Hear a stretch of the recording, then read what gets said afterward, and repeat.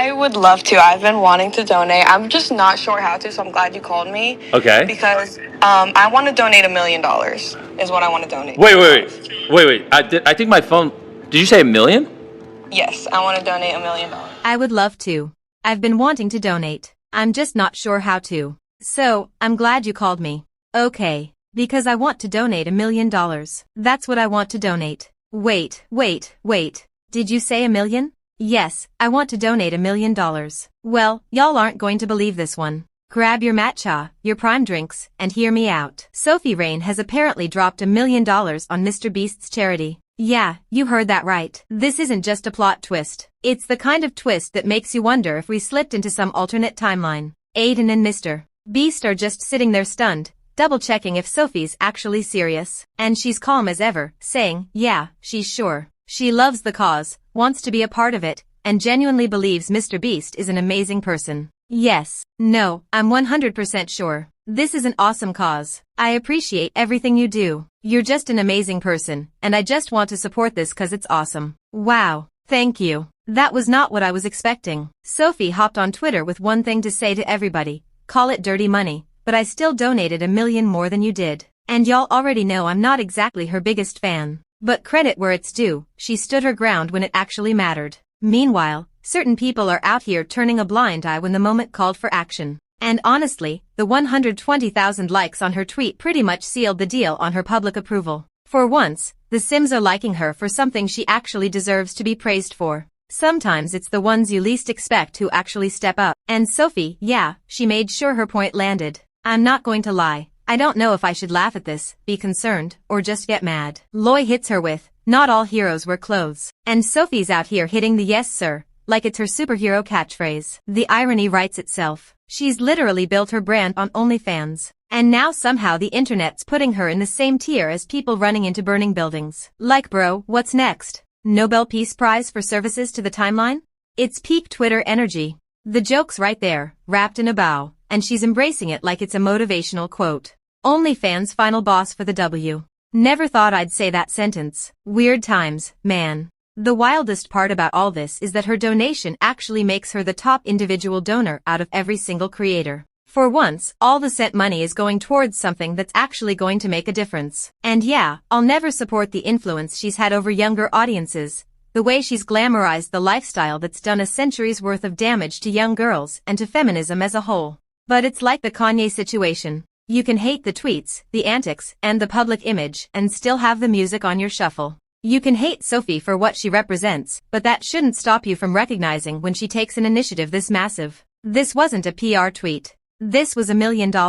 And regardless of what you think of her, you have to admit, that's huge. For those of you who don't know, Team Water is a creator-led charity campaign run by MrBeast, Mark Rober, and other big names. The goal is to raise $40 million in 31 days to bring clean drinking water to 2 million people around the world. They're partnering with WaterAid, a non-profit that builds and maintains long-term water systems in communities that need them the most. That's it. 31 days. A $40 million target. And a mission to make sure millions get safe, reliable water for the first time. This time, we want to raise $40 million to give 2 million people in need access to clean water for decades. Clean water is the most fundamental thing that people need to survive and thrive. We can't achieve this without you. We want to create the biggest water campaign to ever exist in history. And the way we're going to deliver this clean water to 2 million people for decades is by working with the non-profit WaterAid. They've got a platinum seal of transparency from GuideStar. And they've been doing this for over 40 years. 2 million people out there whose lives will be transformed by what we decide to do right now. And we only have the month of August, that's 31 days. This will be an absolute sprint. This isn't your run-of-the-mill charity push where a couple of influencers toss in a check and call it a day. Team Water's got YouTube, Google, Kik, TikTok, actual multinational giants putting real money on the table. It's not just creators reaching into their own pockets. It's a rare moment where billion-dollar corporations, rival platforms, and everyday people are all moving in the same direction. And that's the wild part. This isn't about brand wars or algorithm battles. It's about stacking every resource, every audience, and every dollar towards something bigger than any of them individually. For once, the internet isn't just shouting into the void.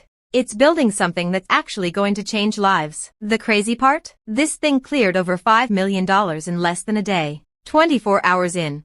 and they already pulled together enough to fund entire clean water systems for hundreds of thousands of people. That's not just momentum. That's the kind of start that turns a charity drive into a full-blown movement. And if that's day one, you can only imagine where this is headed. This clip says more in itself than I can using words. Y'all take a look for yourself. Hey guys. What's up guys? I'm part of Team Water. We are so excited to join Team Water. Team Water. Team Water. Let's go. Team Water. I'm on Team Water. 1 in 10 people don't have access to clean water. But this is a fixable problem that you can help solve. Thousands of your favorite creators. The biggest YouTube collab of all time. With a combined 300 billion followers. Our mission is to raise $40 million to get 2 million people access to clean water. 2 million people for decades. So every dollar donated equals clean water for one person for an entire year. Head over to teamwater.org. Go click the link below, because water connects us all. Let's go, let's go, let's go. MrBeast didn't just sit back and wait for donations to roll in. On NBC's Today Show, in front of a national audience, he straight up called out Ken Griffin, the billionaire CEO of Citadel, to put his money where it matters. And Griffin actually did it. Not a token PR-friendly amount either. He dropped $2.25 million, instantly claiming the top donor spot. That's the kind of move that doesn't just add to the total, it throws down a challenge to every other heavy hitter watching. Team Water, with viewers watching right now, is there anybody you want to challenge to get involved? I say we shout out Mark Cuban. Okay. And Ken Griffin. You got a lot of money. And Ken Griffin. MrBeast fired up his first ever charity stream and turned it into history. In a single broadcast, he pulled in over $12 million, shattering the record for the most money ever raised in a live stream for charity. Before it was even over, the total climbed to $15 million. One stream. One night. $15 million for clean water. That's not just a win for Team Water. That's a mic drop for the entire creator space. And well, knowing the marketing wizard Jimmy is, he even rolled out a top 100 donor leaderboard for Team Water. Now it's not just about giving. It's about watching your name climb alongside celebrities, corporations, and billionaires. Leave it to MrBeast to turn charity into the most competitive and impactful game on the internet. All in all, Team Water isn't just another viral fundraiser that fades once the hype dies down. This is real impact, measured in villages getting clean taps for the first time, kids no longer walking miles for dirty water, and communities actually breaking cycles of illness and poverty. It's the rare kind of movement that pulls creators, corporations, and everyday people into the same lane, all pushing towards something that's going to outlast every headline. When you strip away the cameras and the leaderboards, what's left is millions of lives changed forever. And that's the kind of legacy most campaigns can only dream of. Coming back to Sophie Rain, yeah, she pulled a massive, genuinely generous donation and absolutely deserves credit for that. But it hasn't exactly been all smiles and group hugs when it comes to her and the Bop House. Follow. Music. So Sophie Rain left the Bop House. And how does that affect your life? Well, it doesn't, unless you're one of the people acting like her moving out just rewired the entire socio-economic structure of the planet. The reality is, it's just another influencer changing addresses. But you'd think, the way some people are reacting, we all need to update our survival plans. It starts off with this TikTok of her tossing shade at the Bop House girls for unfollowing her the second she left. No goodbye text or nothing. I was a little, the whole time while I was there. And obviously, knowing Sophie, why stop at one TikTok? She's got to squeeze every drop out of this situation. So here comes another one, all about how she's enjoying life and being happier ever since moving on from the Bop House. Basically a not-so-subtle way of saying she's thriving without them. Music. Now, here's where it gets messy. Right after trying to prove how amazing life is without them, she drops a TikTok talking about how 8 months of being together just vanished in 24 hours. Pick a lane, Sophie. Actual heartbreak, or just another plot twist to keep the algorithm hooked? I'll let you decide. I simply stopped hanging out with people that just don't make me feel good. And of course, Camila wasn't going to stay quiet. On her own podcast, she addressed Sophie's exit and her decision to cut ties with the Bop House. The delivery was passive-aggressive enough that you know exactly who she was talking about, even without her saying a name. We can't play the clip here for obvious reasons, but trust me, the tone said it all. Now, here's where things got even more confusing. Sophie's been saying she's happier since leaving, disappointed they forgot her, like it's all done. But then she turns up allegedly shopping with the same girls. In an interview, when asked if she left, she said she's still friends with them. Again, we can't run the footage, but the answer itself didn't exactly help clear things up. The conversation shifted to the upcoming Bop House auditions, and Sophie admitted she knew they were happening, but planned to sit them out and watch from a distance. No signs of jumping back in, just spectating. Things took a more controversial turn when the interviewer brought up Piper wanting to sneak into the Bop House. And yes, she's still 17. And it shouldn't come as a surprise, but in today's economy, it is one.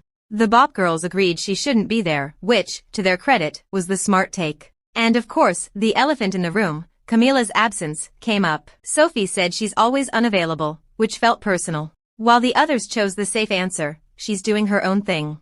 But here's the thing. Sophie and Camila, they've never liked each other. Their friendship has always been that awkward sorority hug at the club. You know, that fake smile, tight grip, and whispers that sound a whole lot like threats. Passive-aggressive Instagram captions, check. Coincidentally matching podcast topics, double check. Pretending it's all love while plotting each other's downfall from the VIP section, triple platinum. When do you plan on quitting, since you've been doing it for a couple years? Can I quit when you quit? Sure. I mean, I have a goal in my head, and I want to beat Sophie Rain's numbers. I'm pretty close. So, is there a competition? When I double her income, I'll quit. Because then I'll beat the best in the game, and then I'll be the best. And then I'll retire, and then it's game over. Does she know? And then I'll let the rest of you guys have it. But then I feel like there's going to be competition when she... That's fine. Like friendly competition. No, she's going to run it back up. Then may the best girl win. Yo. Doubling 40-80 million in a year. Sickening. I think I can make 100 million. You could do it. Yo Sophie, I'm coming for you.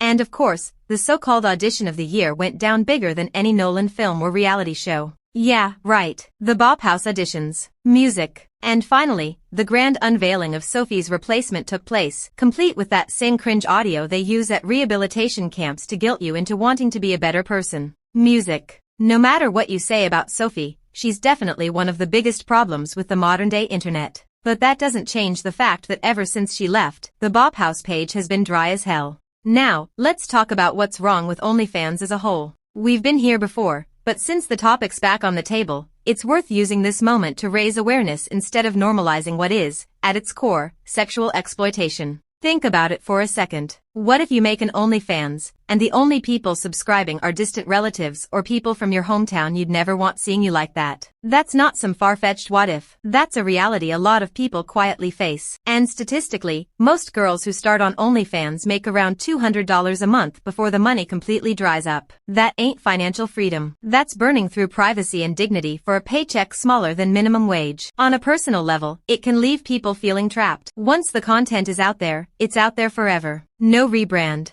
No fresh start. Just permanent digital baggage. And on a social level, it pushes an entire generation to think the fastest way to earn is by selling themselves online, while ignoring the fact that the vast majority don't even actually make it. And the worst part? Platforms like this feed into a cycle where exploitation gets dressed up as empowerment, and no one talks about the long-term damage until it's too late. It's that time to check out what the internet had to say about Sophie's exit. How can you leave the house you created? The world is healing. Short, sarcastic, and brutal. This isn't just celebrating Sophie leaving. It's framing her absence as a net positive for humanity, like her exit somehow fixed a global crisis. Retire from shaking wet. This one's pure demolition. It's not just questioning Sophie's retirement. It's mocking the very idea that what she was doing counts as a career worth retiring from in the first place. Retired from doing nothing. Yep, that's the whole point here. Sophie's making a big production out of leaving something people argue she never actually contributed to in the first place. You can't retire from a role if your only job description was existing on camera.